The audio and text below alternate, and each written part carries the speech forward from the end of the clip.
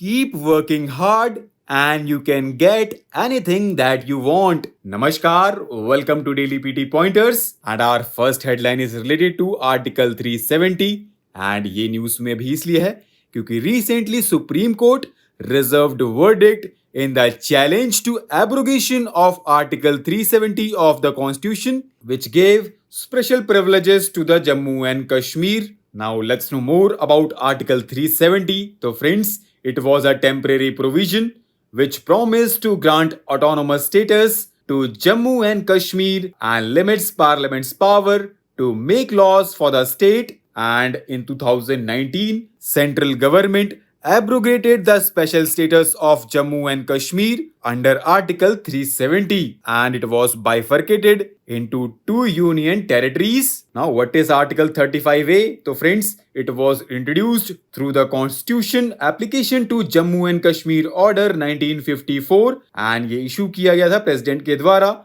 under Article 370 and it demarcated permanent residents with exclusive right to purchase land, seek state government employment and other benefits in education and healthcare. Now recently Delhi High Court asked the members of hospitality industry body to use the term staff contribution instead of service charge for the amount they charge patrons, and staff contribution shall not be more than 10% excluding GST, adding that it was only an interim order. And do you know friends, Central Consumer Protection Authority in July 2022 banned restaurants and hotels across the country from adding service charge to food bills. And in this context, National Restaurant Association of India challenged the decision in High Court which stayed the CCPA order. Our next headline is related to Forest Conservation Amendment Act 2023 and ये news में भी इसलिए है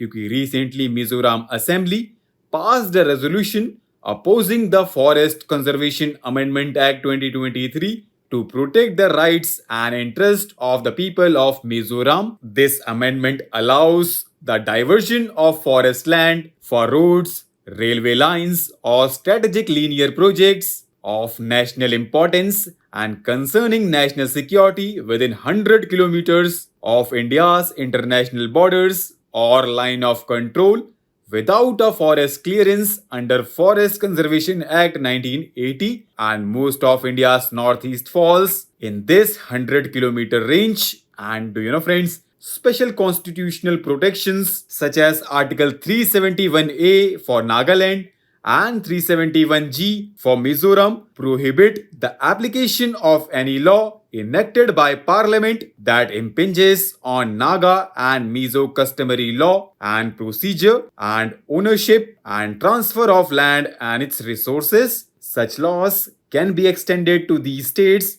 only if their legislative assemblies decide in a resolution. Our next headline is related to ASEAN and ये news में भी इसलिए है क्योंकि recently Southeast Asian leaders decided that Myanmar will not take over the rotating leadership of ASEAN as scheduled in 2026, and in this context, Philippines agreed to take over the chairmanship in 2026. Now let's know more about ASEAN. So friends, it stands for Association of Southeast Asian Nations and ये established हुआ था 1967 में in Bangkok with signing of Asian Declaration which is also known as Bangkok Declaration, and इसकी founding countries थी Indonesia, Malaysia, Philippines, Singapore and Thailand. ये एक regional grouping है that aims to promote economic and security cooperation among its 10 members. And here I have a question for you.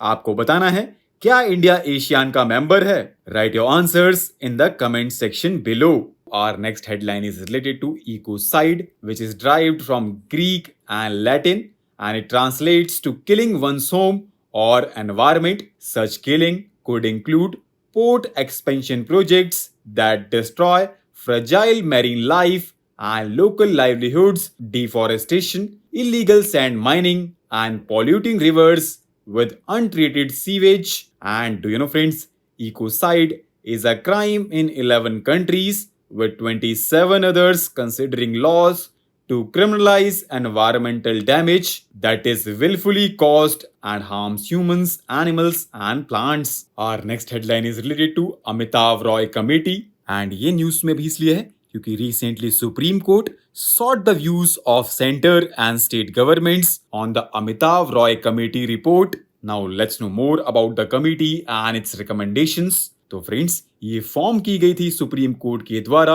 In 2018 to look into issues involving jail reforms and making recommendation on several aspects. The panel was headed by former Supreme Court Judge Justice Amitava Roy, and report of Justice Amitava Roy Committee highlighted that only jails in Goa, Delhi and Puducherry allow women prisoners to meet their children without any bars or glass separation. Less than 40% Indian prisons provide sanitary napkins for women inmates, and nearly 75% of women wards in jail across the country have shared kitchens and common facilities with male wards, and all categories of women prisoners under trials or convicts are lodged in a same wards and barracks. And in this context, Justice Amitava Roy Committee gave some recommendations, and these are telemedicine and virtual consultation to address unavailability of women staff or medical wards, vocational training in collaboration with NGOs, community service for those accused of petty offences, allowing inmates to file complaints, sensitization, training of prison staff, women prisoners with psychological or psychosomatic disorders, or victims of sexual abuse should get proper counseling. Now, recently, Rashtrapati Bhavan sent out invites for G20 dinner addressed in the name of President of Bharat instead of President of India. Now, let's look at the background and history behind the name. So, friends, the naming of the country was debated by the drafting committee of the constitution, and good number of drafting committee members preferred the old name Bharat and many others favored India. That's what led to the Constituent Assembly choosing both the names. And Article 1 of the Constitution states that India, that is Bharat, shall be union of states, and territory of India shall comprise territory of the states, union territories specified in the first schedule, and such other territories as may be acquired. And do you know, friends, roots of Bharat, Bharata or Bharatvarsh are traced back to Puranic literature and to the epic Mahabharat. Puranas described Bharat as the land between the sea in the south and abode of snow in the north. Bharat is also name of the ancient king of legend who was ancestor of the Rigvedic tribe of the Bharatas. Our next headline is related to Black Sea grain deal, and ये news में भी इसलिए है क्योंकि Russian president refused to restore the Black Sea grain deal. Now let's know more about it. So friends, it was brokered by United Nations and Turkey in July 2022, and it provides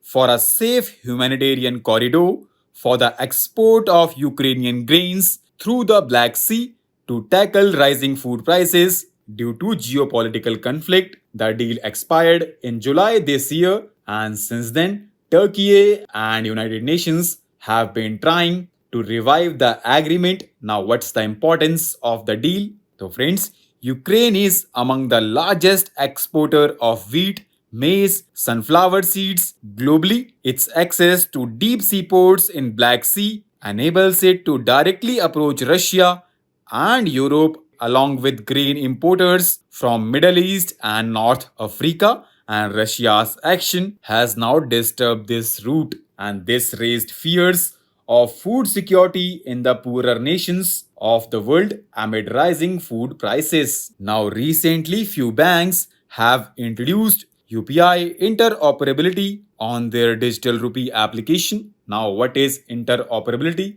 So friends, it is the technical compatibility that enables payment system to be used in conjunction with other payment systems. It allows system providers and participants in different systems to undertake, clear and settle payment transactions across systems without participating in multiple systems. And interoperability of UPI with digital rupee means all UPI QR codes are compatible with CBDC apps, which will ensure seamless transactions between customer and merchant without having the need to switch between multiple digital platforms. It will also allow a digital rupee user to make payments for their daily needs by scanning any UPI QR codes at any merchant outlet. Our next and last headline is related to Malaviya mission जो कि recently launch किया गया है. It is organized by University Grant Commission in association with Ministry of Education. The mission aims to provide tailored training program for teachers, and this program will work for the capacity building of faculty members